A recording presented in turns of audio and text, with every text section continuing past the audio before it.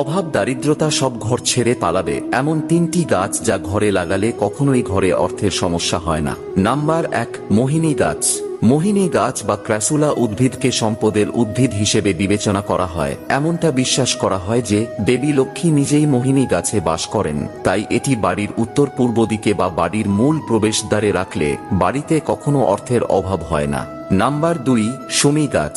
শমী গাছ বা লজ্জাবতী গাছ ভগবান শিবের খুবই প্রিয় উদ্ভিদ এবং ভগবান শিবকে এই গাছের পাতা নিবেদন করলে তিনি খুবই প্রসন্ন হন। তাই এই গাছ প্রতিটি বাড়িতেই লাগানো উচিত, কারণ যে বাড়িতে এই গাছ থাকে অভাব দারিদ্রতা সেই বাড়ি থেকে অনেক দূরে থাকে। নাম্বার 3 গাছটি অত্যন্ত গুরুত্বপূর্ণ, তবে সেটা জানার আগে মা লক্ষ্মীকে আপনার বাড়িতে আমন্ত্রণ জানাতে ভিডিওটি লাইক সাবস্ক্রাইব করে কমেন্টে জয় মা লক্ষ্মী লিখুন। নাম্বার 3, জ্যোতিষ শাস্ত্র অনুসারে ঘরে মানি প্ল্যান্ট লাগানো সবথেকে শুভ